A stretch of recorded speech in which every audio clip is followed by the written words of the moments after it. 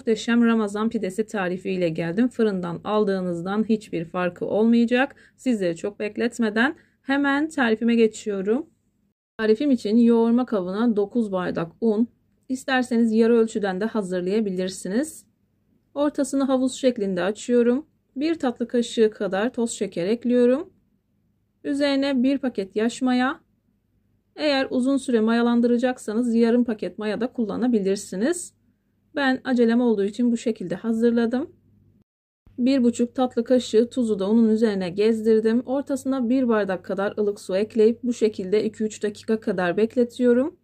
Maya hafif eriyinceye kadar bu şekilde kalsın. Kaşık yardımı ile güzelce karıştırdım. 1-2 dakika kadar beklemesi yeterli olacaktır. 2 dakika kadar beklettim. Ortasındaki maya erimiş. Mayayı bu şekilde biraz ezdikten sonra unu alttan alarak yavaş yavaş hamurumu yoğurmaya başlıyorum. Ramazan pidesi, ekmek, pide bu tarz şeyler yaparken dikkat etmeniz gereken en önemli noktalardan biri özlü, güzel ve yumuşak bir hamur yoğurmaktır. Hamuru ne kadar yumuşak yaparsanız yaptığınız ekmekleriniz o kadar yumuşak olacaktır. İlerleyen dakikalarda zaten bunu da sizler yakından göreceksiniz. 1 litre suyu azar azar bu şekilde ekleyerek yoğuruyorum. Kalan su miktarını sizlerle paylaşacağım. Ayrıca videonun altındaki açıklama kısmına malzeme listesini tam not olarak ekleyeceğim. Ben hamurumu yoğurmaya devam ederken buraya kadar gelmiş olan siz değerli takipçilerimden her zaman olduğu gibi ricam yoruma kalp olur, emoji olur veya tarifim hakkında farklı bir fikriniz varsa bunu da benimle paylaşabilirsiniz. Ayrıca videolarımı sevdiğiniz kişilerle de paylaşarak bana bu şekilde destek olabilirsiniz.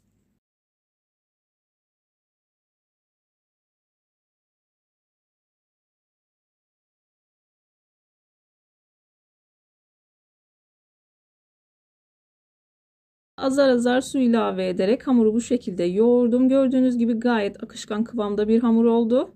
Hamuru çırparak bu şekilde tamamen pürüzsüz bir hal alıncaya kadar yoğuruyorum.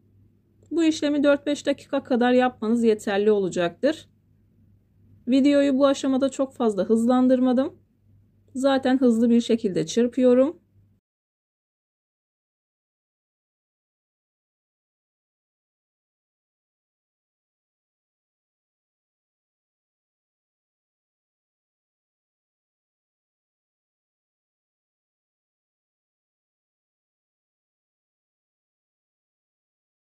Hamurumu güzel bir şekilde elimle yoğurup çırptım. Daha sonra kenar kısımlarını spatula yardımıyla temizledikten sonra üzerini streçle kapatıp daha sonra kalınca bir sofra bezinin içerisine sarıp o şekilde 1 saat kadar mayalandırıyorum. Mayalanma süresi odanızın sıcaklığına göre değişiklik gösterebilir. Hamur 2 katına çıktıktan sonra hamurunuzu kullanabilirsiniz.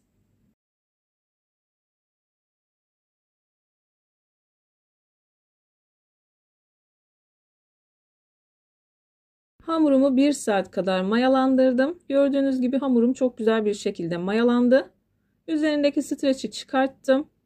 Mayalı bir hamur olduğu için ilk etapta hamurun havasını alacağım. Bu tarz tariflerde eğer hamurun havasını almazsanız yaptığınız hamur işi tariflerinden maya tadı ve maya kokusu alırsınız. Lütfen güzelce havasını alın.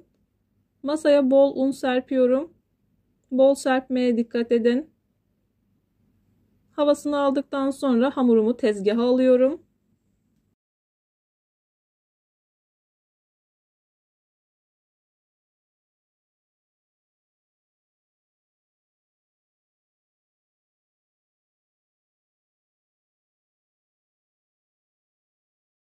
Hamurumu unun üzerine döktükten sonra parmak ucuyla hamurumu toparlıyorum. Elinizi çok fazla bulaştırmayın. Hamurunuza çok fazla un bulaştırmadan hamuru toparlamaya çalışın. Yoğurma kabını da güzelce sıyırdım. Hemen bu şekilde parmak ucuyla hamurumu bu şekilde katladıktan sonra çeviriyorum.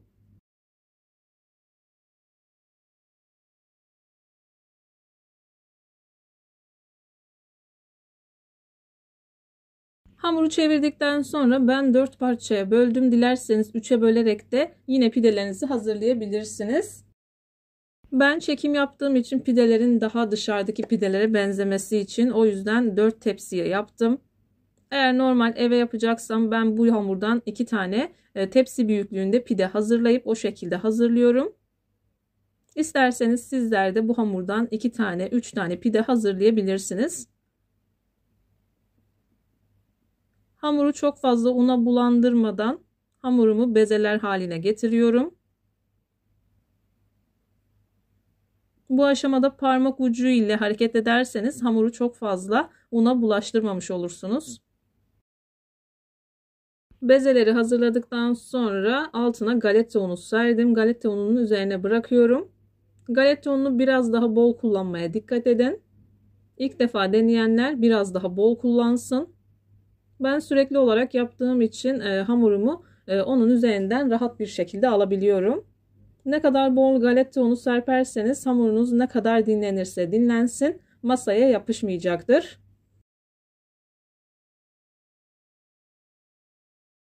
Hamuru yoğururken şöyle bir kalan suyu tekrar göstereyim. 1 litreden kalan suyum bu şekilde.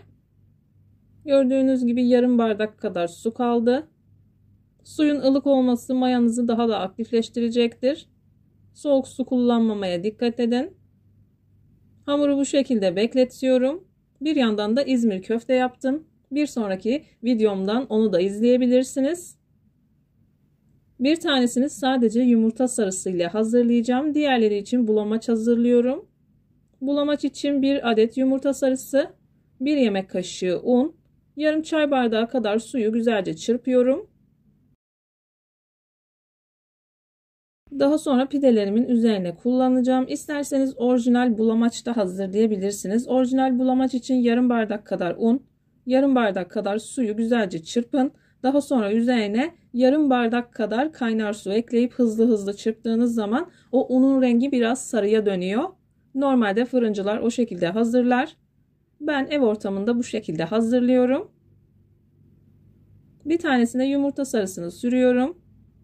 Toplamda yarım saat kadar bu şekilde dinlendirdim. Yumurta sarısını her yerine gelecek şekilde güzelce sürdükten sonra tırnaklıyorum.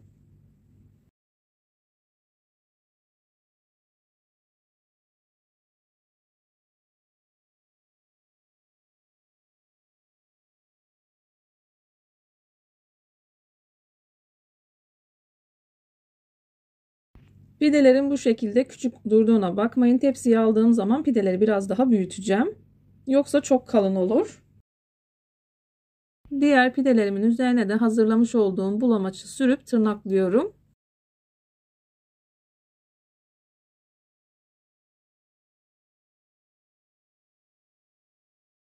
Pideleri tırnakladıktan sonra eğer altına bol galeta unu serdiyseniz hemen tepsiye almak zorunda değilsiniz. Ama ben az sürdüğüm için bir yerden sonra masaya yapışacaktır. O yüzden hemen bu şekilde tepsiye yerleştiriyorum.